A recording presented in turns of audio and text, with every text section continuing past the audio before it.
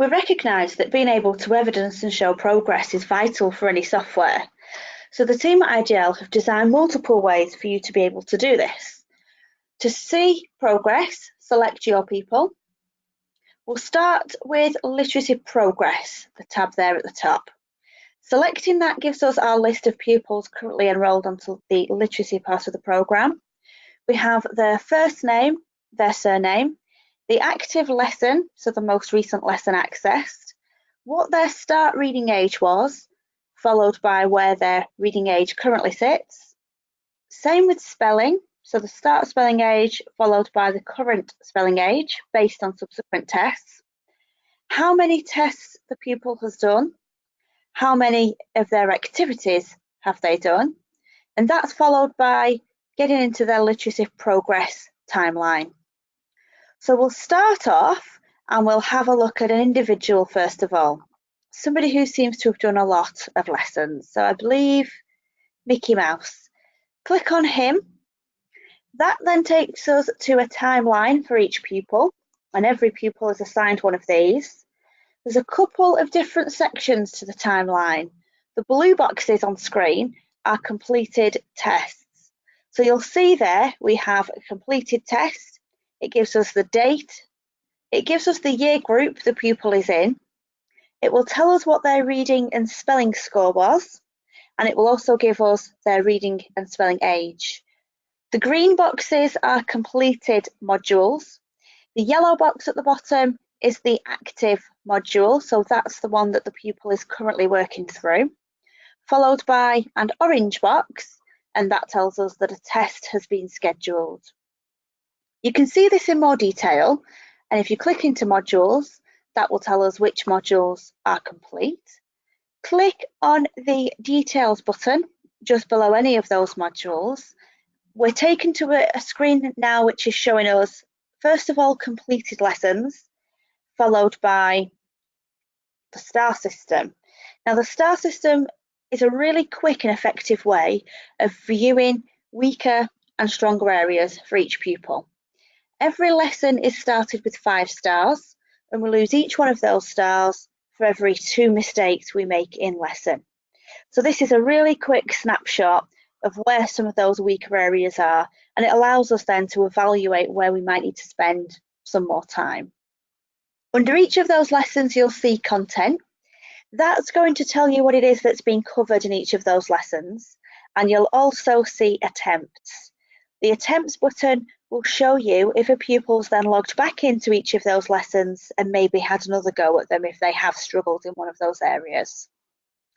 You'll notice as well that they're different colours. Each of those colours is relative to a lesson type. So you'll see there at the top, the yellow boxes indicate a spelling exercise. The green boxes indicate comprehension. And in each of those, they're asked a question based on the text and the words that they've heard and seen. The pink boxes are story lessons. The pale blue are sentence. And the darker blue are dictation lessons. So every time a pupil logs in, the lessons are automated and a lesson plan is generated. So they're not going in and selecting lessons themselves. It will be automated via the lesson plan that has been generated from their initial test score. To see that in more simpler terms, if you click overall, the screen we're then taken to is beginning to look at those lesson types in more detail. So there are 2 bars above each one. The blue bar is the maximum number of stars available in each of those modules. The green bar next to it shows us how many stars we actually achieved. So where you see the bigger difference, that's now showing us where those weaker areas are. The closer those 2 bars are together, that would indicate that we're okay with those, or indeed that we're making less mistakes in each of those principles. If you hover over any of those, it will tell you how many stars were awarded. So out of 15 for dictation, we actually only achieved 3. So that looks to me as though that would be the weaker area. So the dictation, because of the bigger the gap, that shows us more mistakes have been made than perhaps sentence, for example. Right at the very top of every bar chart and every completed module, there's a certificate of achievement assigned for each pupil.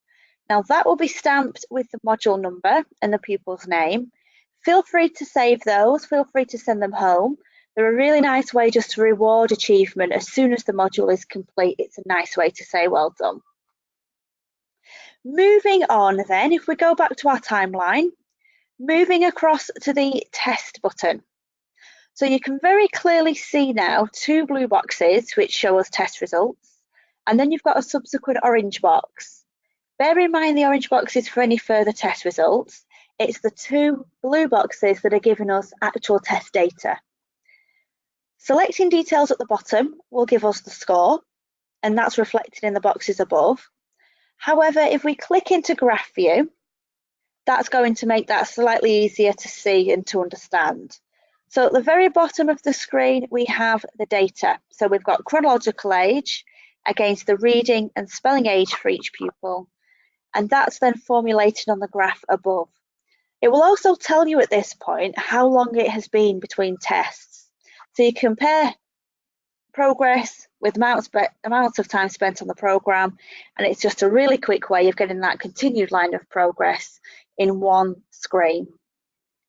Hover over each of those sections and that will show you exactly what the data has been. So what was their reading age, what was their spelling age, and also what their chronological age was at the time of the test. Feel free to print that, feel free to save it.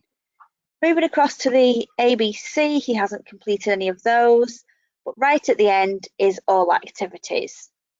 This screen is a nice way of monitoring access to the programme. So on the very left-hand side, you have date, then you have which module it is that the pupil has accessed, followed by which lesson, how many stars were assigned, and then also at the end, how long was spent on the programme. A really nice way of monitoring access to the programme, particularly if you'd like to set IDL as homework. Selecting back takes us to our main list of pupils, and that rounds up the individual progress monitoring. So moving on to groups. If you'd like to set groups up and monitor by EAL pupils, for instance, or pupil premium, then you can filter those pupils out using the group tab on the left-hand side. Select the group that you want to monitor, such as IDL, EAL, pupil premium, year 3, whatever that might be, and it will filter the pupils on screen. You can then change the view to standard score. And what that's going to give us is not just reading and spelling age, but it's now given us the increases to reading and to spelling.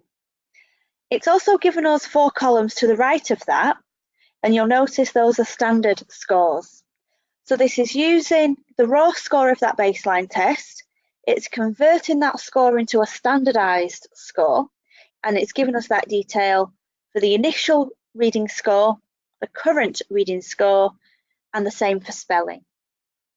Now with those 4 columns, if you click distribution at the top, that's going to show our pupils on screen based on the categories at the bottom in relation to a standardized score.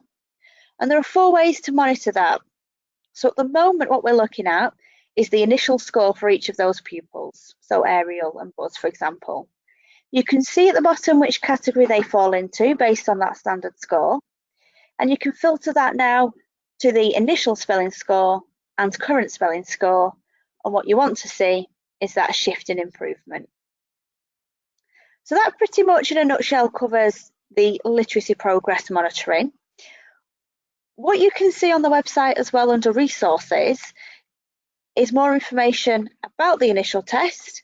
However, if you click into resources on the page there, you can view that on screen.